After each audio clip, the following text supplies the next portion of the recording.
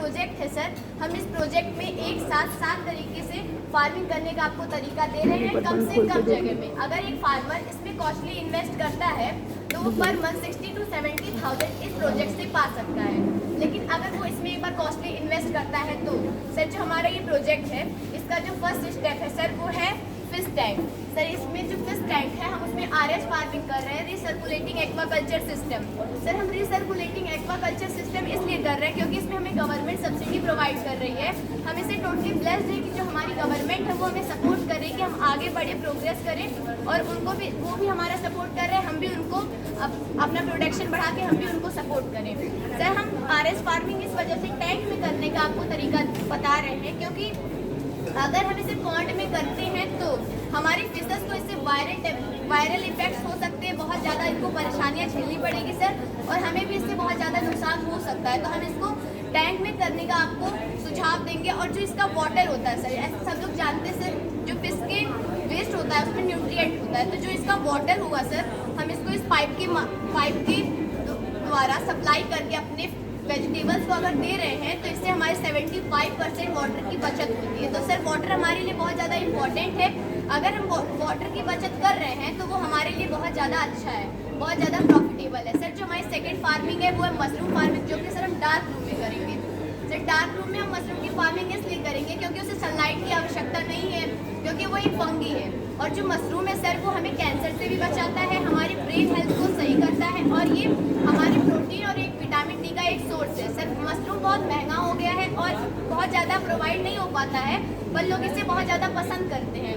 तो अगर हमारे किसान इसको उगा रहे हैं, इसका प्रोडक्शन कर रहे हैं, तो इससे हमारी गवर्नमेंट को, हमें और सारे स्मॉल फार्मर्स को, बिग फार्मर्स को, सबको बहुत ज़्यादा प्रॉफिट हो सकता है। सर इस मशरूम फार्मिंग में हमें स्ट्रॉ और मैन्योर की ज़रूरत रहेगी, जो कि हमारे लिए बहुत ही ज़्यादा सस्ता पड़ेगा, लेकिन इससे हमारा जो प्रॉफिट होगा वो बहुत ज़्यादा होगा।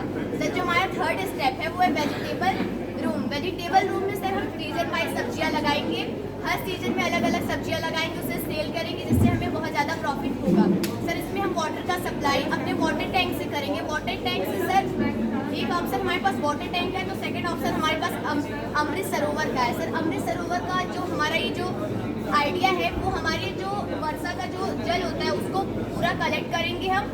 हमारे पास हर दिन तो इलेक्ट्रिसिटी प्रोवाइड नहीं हो पाती है और ना ही हर समय वर्षा होती है, तो जब वर्षा होगी तो हम उसका जो वाटर होगा, अगर हम उसको अपने वेजिटेबल्स और अपने फिश कल्चरिंग में दे रहे हैं तो इससे हमारे वाटर की 95% बचत हो रही है। और सर हर वक्त वर्षा नहीं होगी तो हमें इलेक्ट्रिसिटी का भी यूज़ करना पड़ेगा, तो हम अपने वाटर टैंक में अपना जो वाटर है उसे कलेक्ट स्टोर करेंगे और अपने पूरे रिसाइकल कर देंगे। सर जो हमारा फोर्थ फार्मिंग है वो है डेयरी फार्मिंग सर, जो कि हम अपने होम के नीचे कर रहे हैं सर, कम स्पेस में ज़्यादा से ज़्यादा फार्मिंग, ये हमारा आइडिया है। सर डेयरी फार्मिंग में जो हम अपने काऊ का जो मिल्क होता है उसे सेल करेंगे, उनके जो प्रोडक्ट होते हैं घी, बटर और भी जितनी सारी उनसे सामग्री हमें उपलब्ध हो पाती है हम उसे सेल करेंगे। जो उसका गौमूत्र होता है सर, इस समय लोग आयुर्वेद की तरफ ज़्यादा ध्यान दे रहे हैं क्योंकि वो इस समय वो काम कर रहा है। आयुर्वेद की जो औषधियाँ होती हैं वो हमारे लिए बहुत ज़्यादा लाभदायक हो रही हैं, तो जो उसका गौमूत्र होता है उस पर कोई ध्यान नहीं दे रहा है। तो अगर हमारे किसान वो सेल करते हैं तो इससे हमें बहुत ज़्यादा प्रॉफिट हो सकता है। सर जो काऊ का डंक होता है उससे हम और भी इंग्रेडिएंट ला के उसकी अगरबत्ती बना के सेल कर सकते हैं। सर जो काऊ का डंक होता है उससे हम गोबर गैस भी बना सकते हैं, जो कि हमारे लिए बहुत ज़्यादा प्लस पॉइंट दे सकता है सर। सर जो हमारा लास्ट स्टेप है वो है ग्रीन हाउस और पॉली हाउस।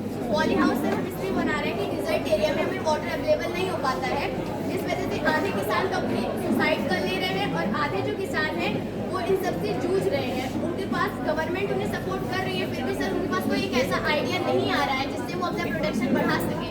तो सर जो हमारी पॉली हाउस है इसमें जो हमारे प्लांट्स हैं वो पूरी रात में अपना इवोपोरेशन करेंगे, जिससे सर ये जो पॉलिथीन हमने लगाया है पॉलिथीन के ऊपर